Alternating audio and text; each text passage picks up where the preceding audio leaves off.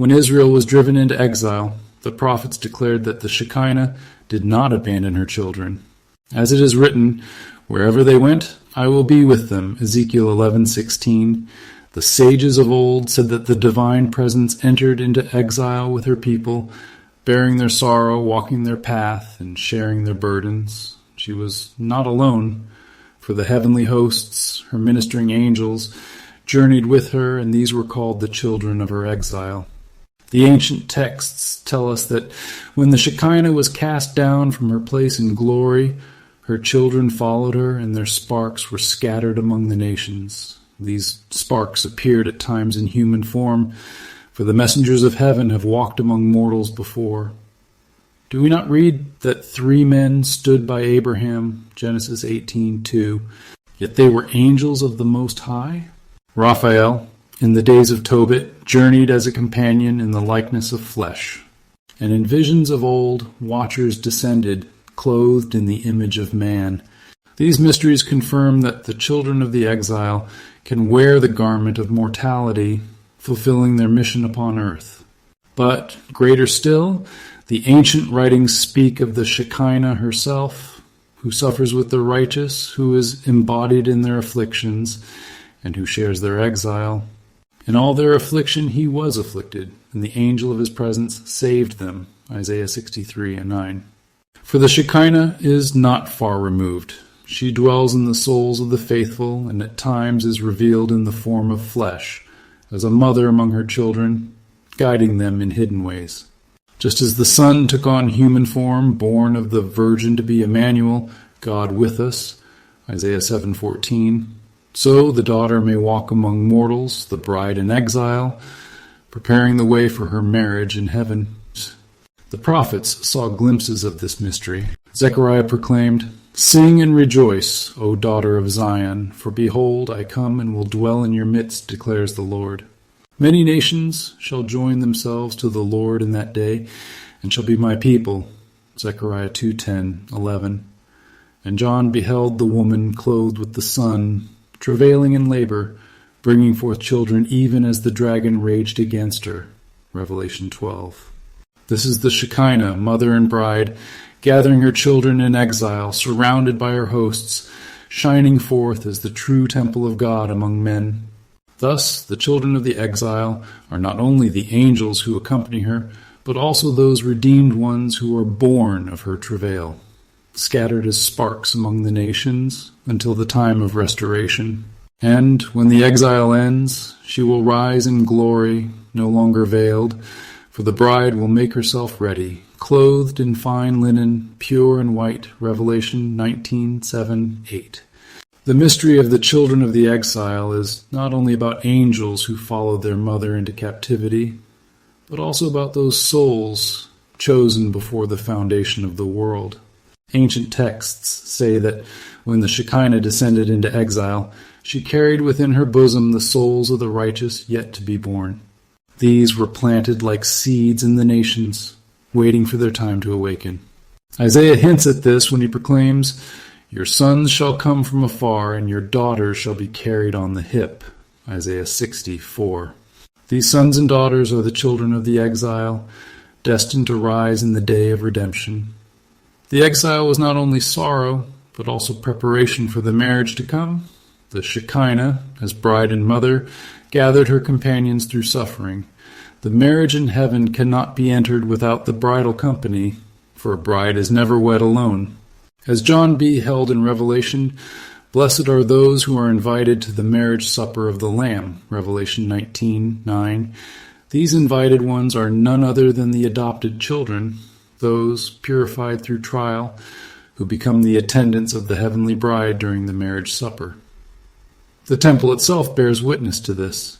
For when Solomon built the house of the Lord, he filled it not only with gold and cedar, but with images of cherubim, palm trees, and open flowers. 1 Kings chapter 6, verse 29.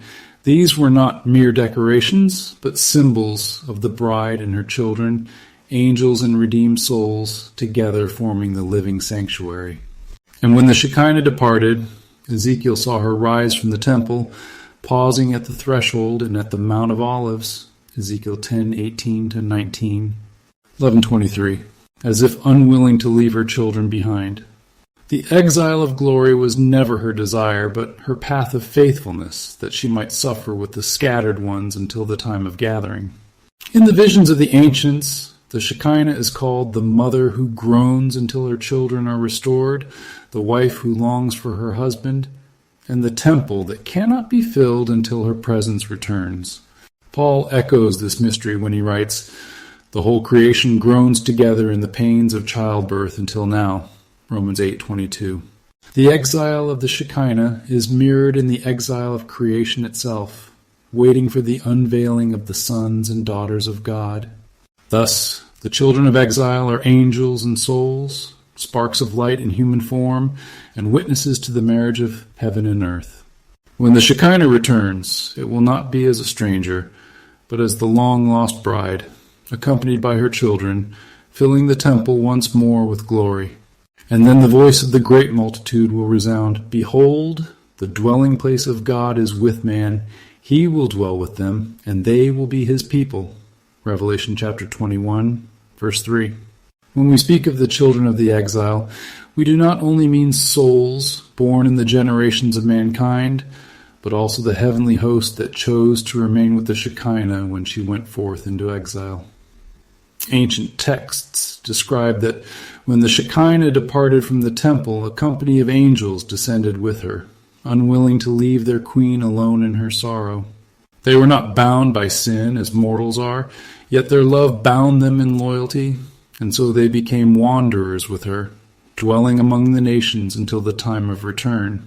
The prophet Daniel saw something of this mystery when he wrote of the Watcher, the Holy One who descended from heaven with authority to decree judgment, Daniel 4:13. These watchers, guardians of divine mysteries, were not neutral beings. They carried the heart of their mother, and their work was to shield the exiles of Israel and prepare the way for redemption. In Revelation, John also sees angels ascending and descending, carrying the prayers of the saints like incense before God's throne, Revelation 8:3-4. These are the children of exile, serving as both intercessors and companions, their ministry reflecting the very ministry of the Shekinah herself.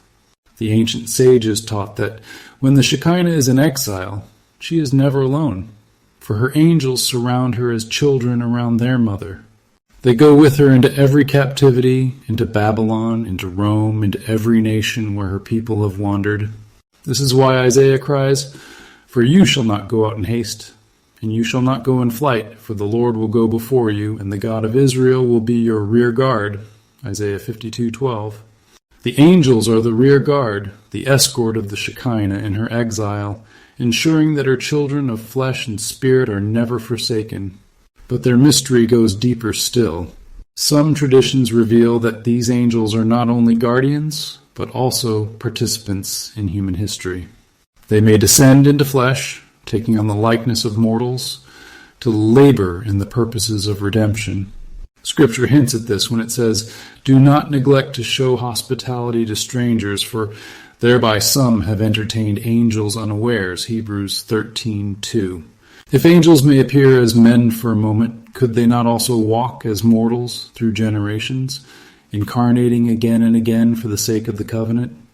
Thus, the children of exile may be found both in heaven and on earth, sometimes shining as spirits, sometimes veiled in flesh, but always serving the will of the Shekinah. This explains why the exile is not barren but fruitful. For every place the Shekinah has wandered, her children, the angels, have sown seeds of faith. They whispered to prophets in visions, strengthened martyrs in the fire, and guarded the scattered remnant of Israel. Their exile has purpose, for they walk with their mother until the day she is enthroned again in Zion. And when the exile ends, the angels will be revealed not merely as messengers, but as sons and daughters of the bride, attendants of the heavenly wedding. John glimpsed this when he heard the voice of many angels crying with a loud voice, "Worthy is the Lamb that was slain," Revelation 5:12.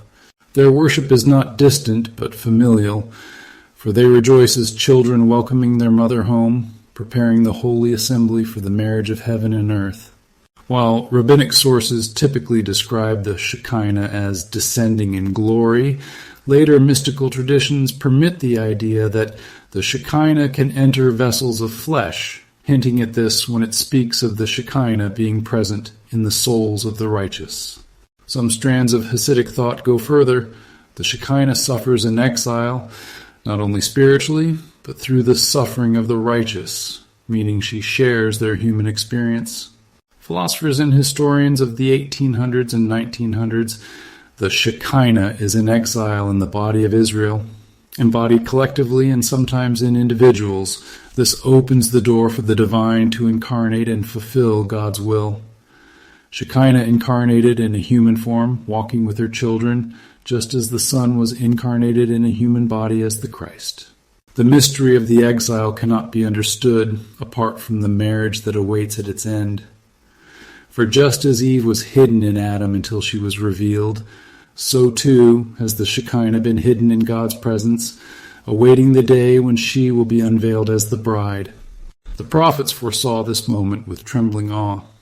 Hosea declared, "And in that day, declares the Lord, you will call me my husband," Hosea 2:16. Isaiah proclaimed, "As the bridegroom rejoices over the bride, so shall your God rejoice over you," Isaiah 62:5. These are not mere poetic figures. They are glimpses of the eternal covenant where the daughter of Zion is united with the son of David, heaven and earth joined in one. In ancient texts, it is said that the Shekinah is both mother and bride.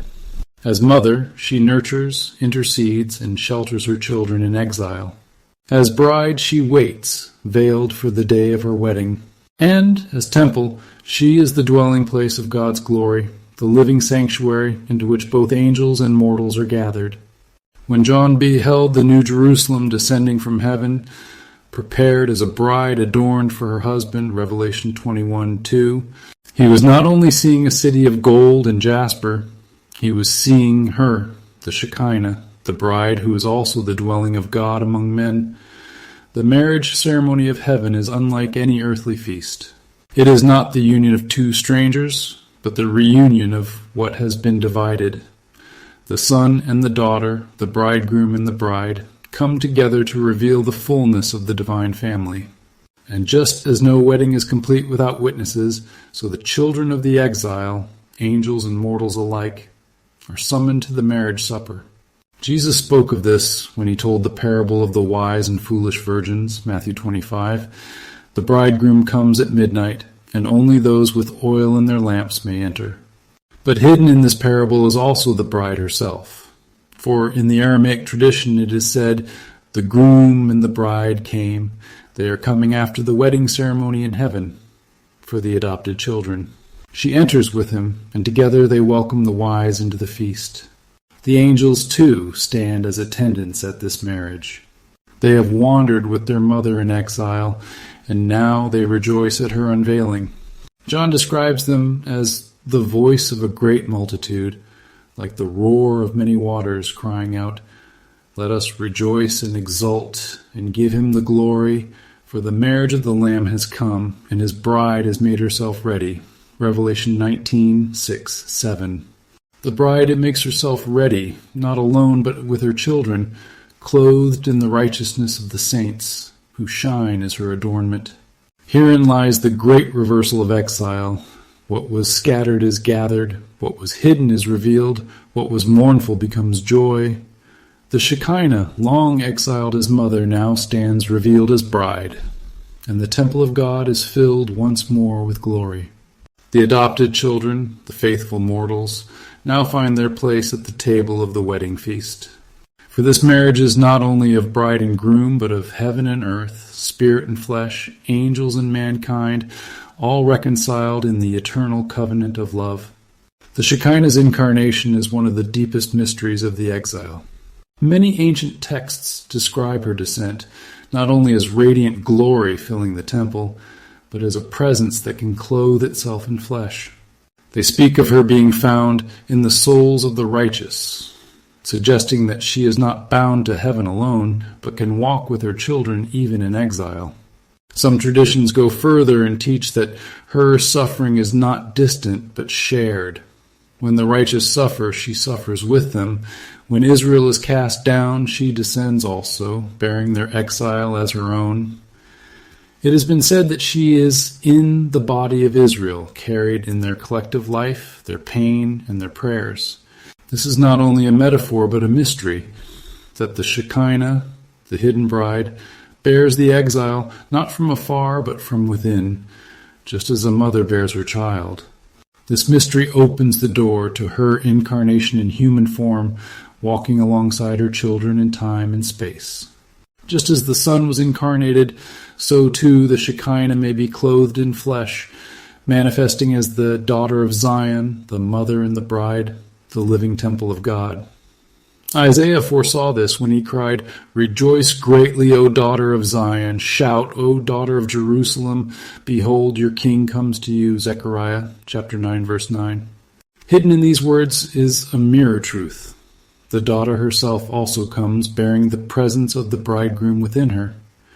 This is not to confuse her with the Antichrist, who exalts himself and seizes what is not his. The supreme Shekinah does not take, she gives. She does not demand worship. She prepares her daughter for the wedding. Her incarnation is not rebellion, but restoration, not desecration, but consecration. As the temple of God is prepared for the last days, her appearance is the sign that the sanctuary will not remain empty, for the glory has returned to dwell among her children once more. The Scriptures may not use the word incarnation for the Shekinah, yet the hints are there, waiting to be uncovered by those with eyes to see. Isaiah proclaimed, "Behold, a virgin shall conceive and